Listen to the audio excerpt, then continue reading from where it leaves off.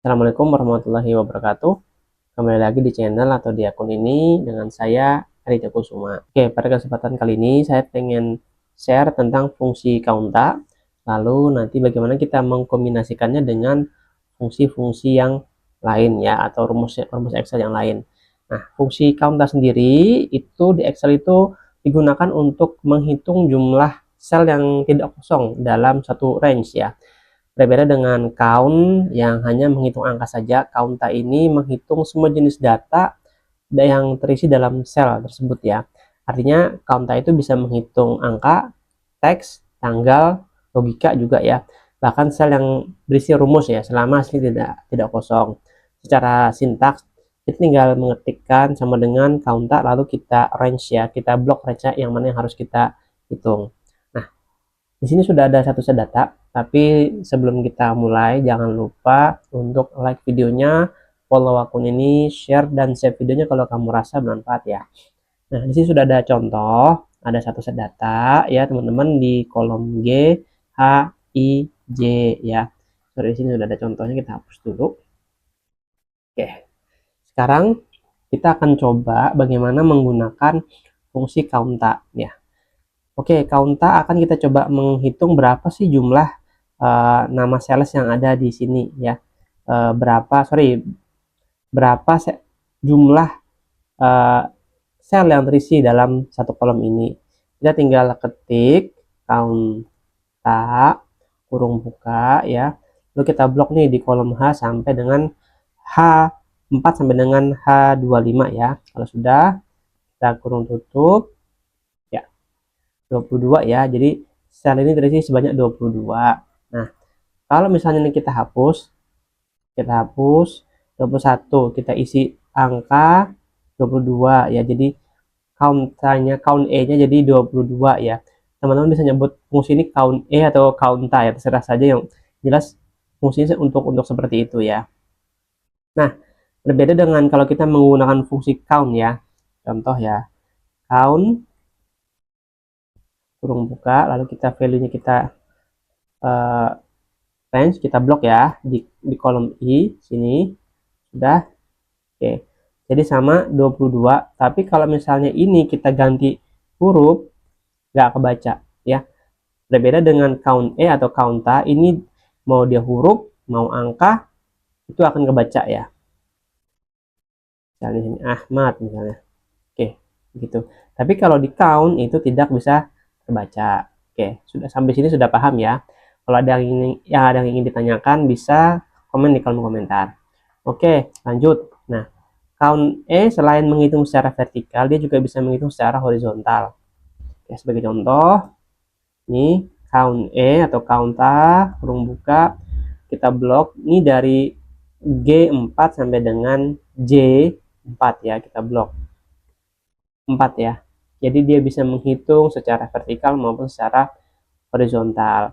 Oke, ini sudah untuk basic atau dasarnya dari count E atau counta.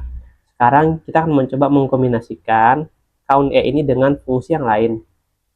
Sebagai contoh, nah di sini kita ada kayak tabel ini untuk merekap, misalnya untuk merekap nama sales dan juga hasil hasil mereka nyari customer ya. Tentu kita butuh data-data customer dari sales. Sebagai contoh ya, kita ingin supaya nomor ini bisa otomatis muncul setiap kali kita ngisi di tabel ini. Nah, caranya tuh seperti apa? Oke, yang pertama kan kalau kita pengen menggunakan yang rumus yang otomatis bisa ada berurutan, itu kita pakai menggunakan fungsi sequence ya. Oke, kita munculkan dulu sequence. Oke, misal kalau kita pengen munculin 5 angka atau 5 nomor berurutan kan tinggal begini saja. Nah, otomatis akan muncul 5 nomor berurutan ya kan, tapi kita pengen supaya ini otomatis setiap kali kita ngisi muncul nanti nomor di sini. Caranya bagaimana? Nah, sequence ini akan kita gabungkan dengan fungsi count E atau counta ya. Caranya seperti apa? Kita munculkan dulu fungsinya count E kurung buka, lalu di kolom key ya, Q ini kita blok seluruh kolomnya ya di atas ini. Oke, kalau sudah Karena di sini sudah ada isian dua sel, yaitu di kolom G3 dan kolom G4.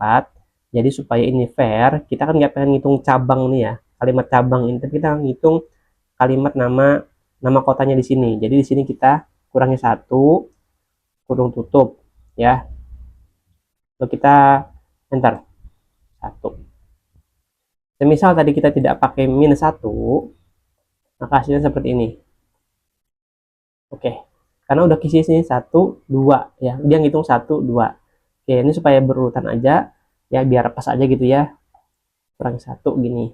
Nah, oke, itu fungsi count dengan sequence ya, jadi kita bisa bikin nomor secara berurutan. Lalu selanjutnya ini kan harus diisi nih kolom R, S, T, U, V, dan W. Ini kan harus diisi ya, kan nama juga kita mengisi biodata customer kita. Nah, di sini kita akan mencoba membuat reminder ya, reminder misalnya nih kolom-kolom ini belum terisi sepenuhnya, nanti di sini ada reminder, oh misalnya kurang 1 kolom, kurang 2 kolom belum terisi semisal.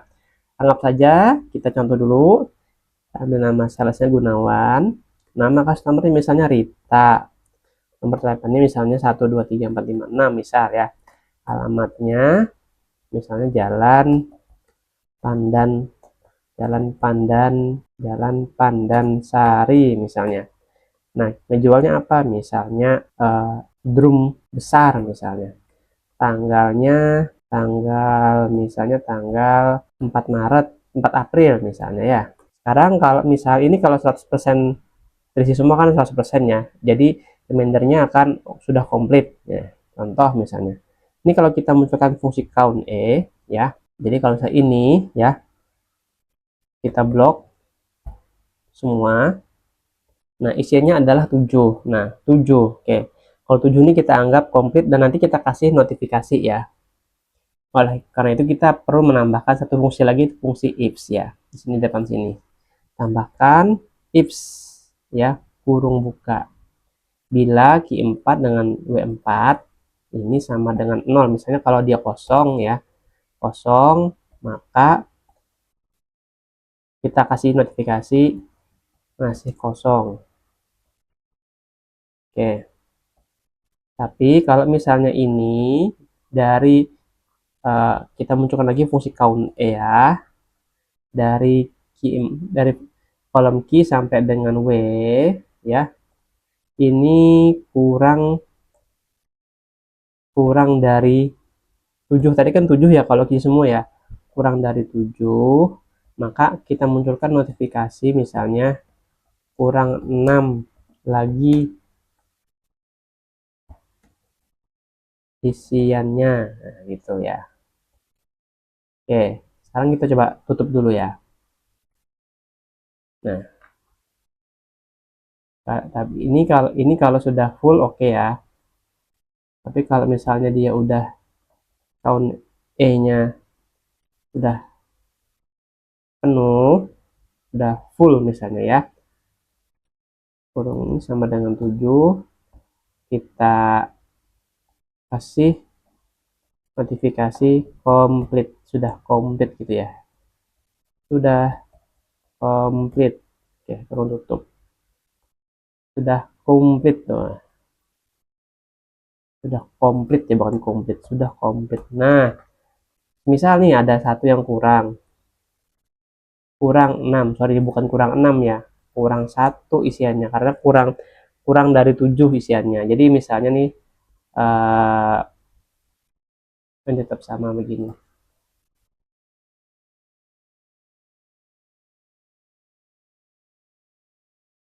masih kosong. Oke, sampit.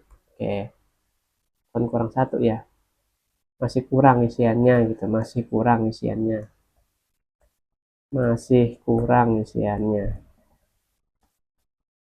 nah dia harus benar-benar komplit dulu baru bisa nanti apa namanya hilang ya. Tapi kalau misalnya pengen kita tambahin lagi, misalnya nih tambah satu lagi rumus count dari sini ke sini ya kan, ini kurang dari 6 misalnya, maka dia akan kurang 2 misalnya.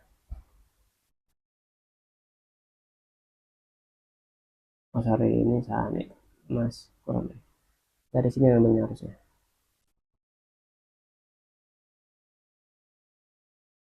Nah, count kurung buka, ini kita blok, kurang dari 6 ya, maka masih salah lagi kita masukinnya ini. Nah, tahun oke, kurang dari 6 maka dia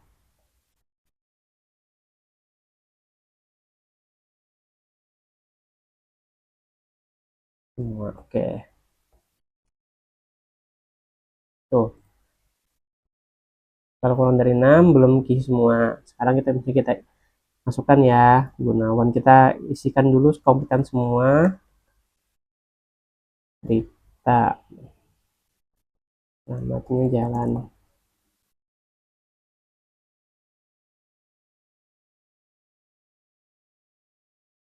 Nah, masih kurang 1.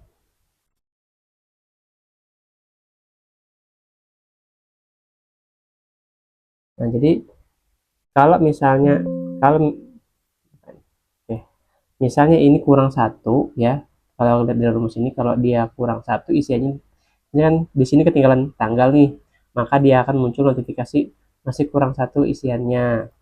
Oke, nah kalau dia kurang dari 6, nah masih belum keisi semua, atau mau kita ganti ini misalnya kurang 2 isinya gitu ya, kurang 2 isinya, 2 isiannya, bisa juga seperti ini, terserah lah teman-teman bagaimana nanti isinya. Cuman tipsnya kalau kita pakai tips ya, itu ini baca rumusnya dari sebelah kiri ke kanan.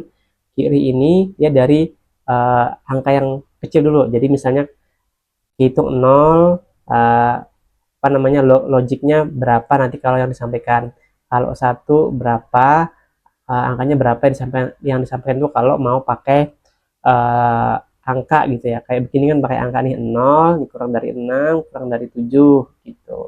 Gitu ya teman-teman untuk video kali ini, yaitu bagaimana penggunaan fungsi count ya, semoga bisa bermanfaat buat teman-teman. Wabillahi taufiq wal hidayah.